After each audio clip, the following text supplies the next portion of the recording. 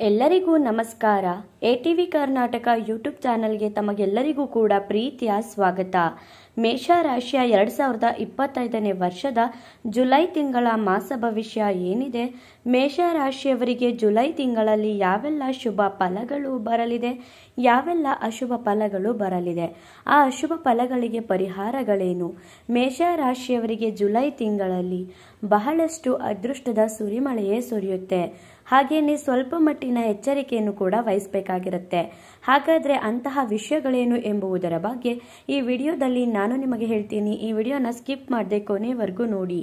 ಅದಕ್ಕೂ ಮುನ್ನ ನೀವೇನಾದರೂ ಮೇಷ ರಾಶಿಯವರಾಗಿದ್ದರೆ, ಜ್ಯೋತಿಷ್ಯ ಶಾಸ್ತ್ರ ಮತ್ತು ಶನಿದೇವನನ್ನು ನಂಬುವುದಾದರೆ ಈ ವಿಡಿಯೋಗೆ ಈಗಲೇ ಒಂದು ಲೈಕ್ ಕೊಡಿ ಮತ್ತು ತಪ್ಪದೇ ನಮ್ಮ ATV ಕರ್ನಾಟಕ ಯೂಟ್ಯೂಬ್ ಚಾನಲನ್ನು ಸಬ್ಸ್ಕ್ರೈಬ್ ಮಾಡ್ಕೊಳ್ಳಿ. ಹಾಗೆ ಮೇಷ ರಾಶಿಯ ಎಲ್ಲರಿಗೂ ಕೂಡ ಈ ವಿಡಿಯೋನ ಶೇರ್ ಮಾಡಿ. ಮೇಷ ರಾಶಿಯ ಜುಲೈ ತಿಂಗಳ ಭವಿಷ್ಯದಲ್ಲಿ ಮೇಷ ರಾಶಿಯವರ ಶುಭ ಫಲಗಳ ಬಗ್ಗೆ ಮೊದಲಿಗೆ ಮಾತನಾಡೋಣ. ಮೇಷ ರಾಶಿಯವರು ಇಷ್ಟು ದಿನ ಪಟ್ಟಂತಹ ಕಷ್ಟಕ್ಕೆ ಈ ತಿಂಗಳು ತುಂಬಾ ಸಮಾಧಾನವಾದಂತಹ ಅದೃಷ್ಟವನ್ನು ತಂದುಕೊಡುವಂತಹ ತಿಂಗಳಾಗಿರುತ್ತೆ ಅಂತ ಹೇಳಿದರೆ ತಪ್ಪಾಗಲ್ಲ. ಹೌದು, ಮೇಷ ರಾಶಿಯವರು ತುಂಬಾ ಯುಗಾದಿ ನಂತರ ಕಷ್ಟಗಳನ್ನ ಎದುರಿಸಿರ್ತೀರ. ಹಾಗೆಯೇ ಸಮಸ್ಯೆಗಳ ಸರಮಾಲೆ ಅನ್ನೋದು ಬಂದಿರುತ್ತೆ. ಆದರೆ ಈ ತಿಂಗಳಲ್ಲಿ ನೀವು ಸುಧಾರಿಸ್ಕೋತೀರಾ ಅಂತ ಹೇಳಿದರೆ ತಪ್ಪಾಗಲ್ಲ. ಖಂಡಿತವಾಗಿಯೂ ಕೂಡ ಈ ತಿಂಗಳಲ್ಲಿ ನೀವು ಖಂಡಿತವಾಗಿಯೂ ಸಾಕಷ್ಟು ರೀತಿಯಾದಂತಹ ಉತ್ತಮ ರೀತಿಯ ವಾತಾವರಣ ಅನ್ನೋದನ್ನ ಕಾಣ್ತೀರಾ.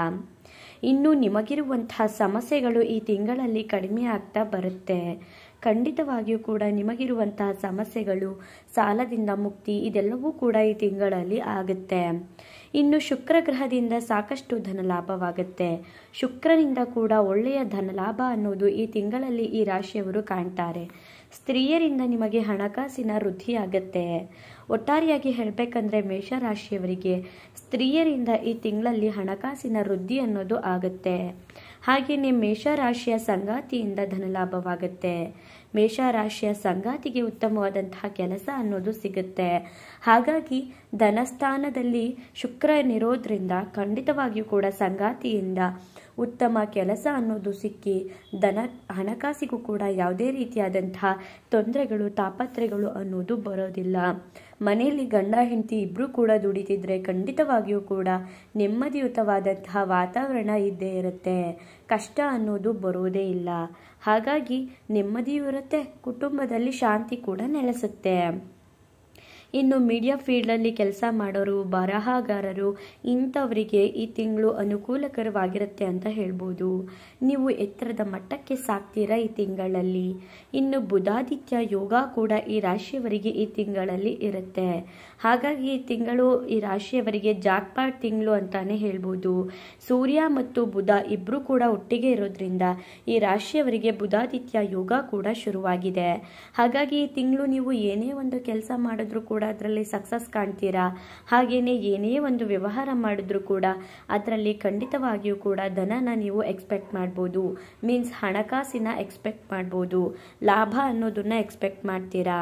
ಹಾಗೇನೆ ಬುಧ ಸೂರ್ಯನ ಸಂಯೋಗದಿಂದ ನಿಮ್ಮ ಎಲ್ಲ ಕೆಲಸಗಳಲ್ಲೂ ಕೂಡ ಜಯ ಅನ್ನೋದು ಸಿಗುತ್ತೆ.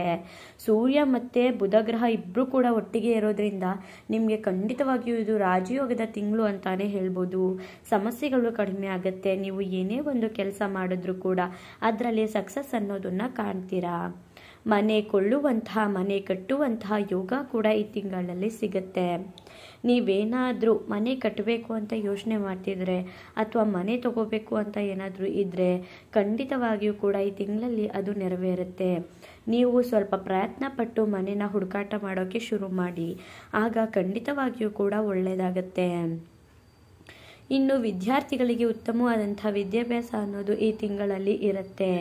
ಮೇಷರಾಶಿಯ ವಿದ್ಯಾರ್ಥಿಗಳಿಗೆ ಖಂಡಿತವಾಗಿಯೂ ಕೂಡ ನೀವು ಏನೇ ಒಂದು ವಿದ್ಯಾಭ್ಯಾಸ ಮಾಡ್ತಿದ್ರೂ ಕೂಡ ಅದರಿಂದ ನಿಮಗೆ ಉತ್ತಮವಾದಂತಹ ವಾತಾವರಣ ಅನ್ನೋದು ಇರುತ್ತೆ.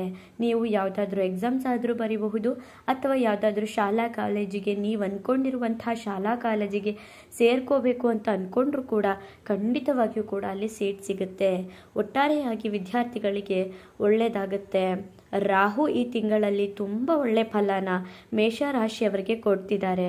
ರಾಹು ಗ್ರಹ ಕೂಡ ಈ ತಿಂಗಳಲ್ಲಿ ನಿಮಗೆ ಒಳ್ಳೆ ಫಲ ಕೊಡ್ತಿರೋದ್ರಿಂದ, ಲಾಭದಲ್ಲಿ ಇರೋದ್ರಿಂದ ರಾಹು ಗ್ರಹ ನೀವು ಸ್ವಲ್ಪ ಪ್ರಯತ್ನ ಪಟ್ಟರೆ ಸಾಕು, ಅತಿ ಹೆಚ್ಚಿನ ಲಾಭನ ನೀವು ಪಡ್ಕೊಳ್ತೀರಾ.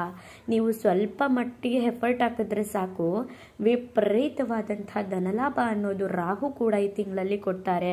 ಒಟ್ಟಾರೆಯಾಗಿ ಬುಧ ಗ್ರಹ, ಸೂರ್ಯ ಗ್ರಹ ಹಾಗೆಯೇ ರಾಹು ಗ್ರಹ ಕೂಡ ಈ ರಾಶಿಯವರಿಗೆ ಈ ತಿಂಗಳಲ್ಲಿ ತುಂಬ ಯೋಗನ ಕೊಡ್ತಿದ್ದಾರೆ. ಇನ್ನು ಈ ತಿಂಗಳಲ್ಲಿ ಸ್ವಲ್ಪ ಸುಖದ ಭಾವನೆ ಅನ್ನೋದು ಇರುತ್ತೆ. ನಿಮಗೆ ಆರಾಮಾಗಿ ಸುಧಾರಿಸ್ಕೊಂಡಪ್ಪ ಅನ್ನೋ ಥರ ಸುಖದ ಭಾವನೆ ಅನ್ನೋದು ಈ ತಿಂಗಳಲ್ಲಿ ಮೇಷರಾಶಿಯವರಿಗೆ ಇರುತ್ತೆ. ಇನ್ನು ಇಷ್ಟೆಲ್ಲ ಶುಭ ಫಲಗಳನ್ನ ಮೇಷರಾಶಿಯವರು ನೋಡಿದ್ದಾಯಿತು. ಇನ್ನು ಏನು ತೊಂದರೆನೇ ಬರಲ್ವಾ ಅಂದರೆ ಸ್ವಲ್ಪ ಮಟ್ಟಿನ ತೊಂದರೆ ಕೂಡ ಕುಜನಿಂದ ಬರುತ್ತೆ. ನೀವು ಏನೇನು ಎಚ್ಚರಿಕೆಯನ್ನು ವಹಿಸ್ಕೋಬೇಕು, ಹಾಗೆಯೇ ಏನೇನು ಪರಿಹಾರಗಳನ್ನ ಮಾಡ್ಕೋಬೇಕು ಅಂತ ನಾನು ಸಂಪೂರ್ಣವಾಗಿ ಹೇಳ್ತೀನಿ, ಕೇಳಿ. ಮೊದಲಿಗೆ ಅಶುಭ ಫಲಗಳನ್ನ ನೋಡೋದಾದರೆ, ಕುಜನ ಜೊತೆ ಕೇತು ಇರೋದ್ರಿಂದ ಸಂತಾನಕ್ಕೆ ವಿಳಂಬವಾಗುತ್ತೆ. ನೀವೇನಾದರೂ ಸಂತಾನಕ್ಕಾಗಿ ಅಪೇಕ್ಷೆ ಮಾಡ್ತಿದ್ರೆ ಮೇಷರಾಶಿಯವರು, ಅಂದರೆ ಮಕ್ಕಳಿಗಾಗಿ ನೀವೇನಾದರೂ ಪ್ಲ್ಯಾನ್ ಮಾಡ್ತಿದ್ರೆ ಈ ತಿಂಗಳು ಉತ್ತಮವಾಗಿಲ್ಲ. ಹಾಗಾಗಿ ನೀವು ಸ್ವಲ್ಪ ದಿನ ಬಿಟ್ಟು ಪ್ರಯತ್ನ ಮಾಡಿದರೆ ಖಂಡಿತವಾಗಿಯೂ ಕೂಡ ಒಳ್ಳೆಯದಾಗತ್ತೆ. ಇನ್ನು ಮೇಷರಾಶಿಯವರು ಅವರ ಮಕ್ಕಳ ಆರೋಗ್ಯದ ಬಗ್ಗೆ ಖಂಡಿತವಾಗಿಯೂ ಕೂಡ ನಿಗಾ ವಹಿಸಬೇಕಾಗತ್ತೆ. ಯಾಕಂದರೆ ಸಡನ್ನಾಗಿ ಹುಷಾರು ತಪ್ತಾರೆ, ಈ ರೀತಿಯಾಗಿ ಸುಮ್ಮನೆ ಹುಷಾರು ತಪ್ಪೋದು ಈ ರೀತಿಯಾಗಿ ಆಗುತ್ತೆ. ಹಾಗಾಗಿ ಮಕ್ಕಳ ಬಗ್ಗೆ ನೀವು ಗಮನ ಹರಿಸಿ, ಮಕ್ಕಳ ಆರೋಗ್ಯದಲ್ಲಿ ನಿಗಾ ವಹಿಸಿ. ಇನ್ನು ಶನಿಯಿಂದ ಕೆಲಸ ಕಾರ್ಯಗಳು ಕೂಡ ನಿಧಾನಗತಿಯಲ್ಲಿ ಸಾಗತ್ತೆ. ನಿಮಗೆ ಸಾಡೆ ಸಾತಿ ಶುರುವಾಗಿರೋದ್ರಿಂದ ಶನಿ ಭಗವಂತ ನಿಮಗೆ 7.5 ವರ್ಷ ಕಾಲ ನಿಮ್ಮ ರಾಶಿಯಲ್ಲಿ ಇರೋದ್ರಿಂದ ಸ್ವಲ್ಪ ನೀವು ಮಾಡುವಂತಹ ಕೆಲಸ ಕಾರ್ಯಗಳು ನಿಧಾನವಾಗುತ್ತೆ. ಒಟ್ಟಾರೆಯಾಗಿ ಕೆಲಸ ಕಾರ್ಯಗಳೆಲ್ಲ ಸಕ್ಸಸ್ ಆಗುತ್ತೆ, ಆದರೆ ನಿಧಾನವಾಗಿ ಸಕ್ಸಸ್ ಆಗುತ್ತೆ ಅಂತಲೇ ಹೇಳ್ಬೋದು. ಈಗ ಇಷ್ಟೆಲ್ಲ ಆಯಿತು, ಏನೇನು ಪರಿಹಾರಗಳನ್ನ ಮಾಡ್ಕೋಬೇಕು ಅಂತ ಯೋಚನೆ ಮಾಡ್ತಿದ್ರೆ ನೀವು ಸಂಕಷ್ಟಹರಿ ಚತುರ್ದಶಿ ದಿನ, ಅಂದರೆ ಇದೇ ತಿಂಗಳು ಜುಲೈ ತಿಂಗಳು 14ನೇ ತಾರೀಕು ಸಂಕಷ್ಟಹರ ಚತುರ್ದಶಿ ಇರೋದ್ರಿಂದ ಗಣೇಶನ ಆರಾಧನೆ ಮಾಡಿ, ಕೇತುವಿನ ಶಾಂತಿಗಾಗಿ ಗಣಪತಿ ಆರಾಧನೆ ಮಾಡಿ. ಆಗ ಖಂಡಿತವಾಗಿಯೂ ಕೂಡ ನಿಮ್ಮ ಕೆಲಸದಲ್ಲಿ ಬರುವಂಥ ವಿಘ್ನಗಳು ಎಲ್ಲವೂ ಕೂಡ ನಿವಾರಣೆ ಆಗುತ್ತೆ. ಇನ್ನು ಶನಿ ಶಾಂತಿಗಾಗಿ ಹನುಮಾನ್ ಚಾಲೀಸನ ಪಠನೆ ಮಾಡಿ. ಪ್ರತಿ ಶನಿವಾರ ನೀವು ಶನಿದೇವರ ದೇವಾಲಯಕ್ಕೆ ಅಥವಾ ಆಂಜನೇಯ ಸ್ವಾಮಿಯ ದೇವಾಲಯಕ್ಕೆ ಹೋಗೋದ್ರಿಂದ ನಿಮಗಿರುವಂತಹ ಶುಭ ಫಲಗಳು ಕಡಿಮೆ ಆಗುತ್ತೆ, ಶುಭ ಫಲಗಳೇ ಹೆಚ್ಚಾಗುತ್ತೆ. ನೋಡಿದ್ರಲ್ಲ ಮೇಷರಾಶಿಯವರು ಜುಲೈ ತಿಂಗಳಲ್ಲಿ ಎಷ್ಟೆಲ್ಲ ಅದೃಷ್ಟನ ಪಡ್ಕೋತಿದ್ದಾರೆ ಅಂತ.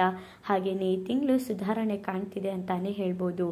ನಿಮ್ಮದು ಕೂಡ ಮೇಷರಾಶಿಯಾಗಿದ್ದರೆ ಜೈ ಹನುಮಾನ್ ಅಂತ ಕಮೆಂಟ್ ಮಾಡಿ. ಹಾಗೆಯೇ ನಿಮ್ಮ ಶುಭ ಫಲಗಳು ಕಡಿಮೆ ಆಗಲಿ, ಶುಭ ಫಲಗಳೇ ಹೆಚ್ಚಾಗಲಿ. ಮುಂದಿನ ವಿಡಿಯೋದಲ್ಲಿ ಸಿಗ್ತೀನಿ. ಅಲ್ಲಿವರೆಗೂ ನೋಡ್ತಾ ಇರಿ ನಮ್ಮ ಚಾನಲ್. ಧನ್ಯವಾದಗಳು.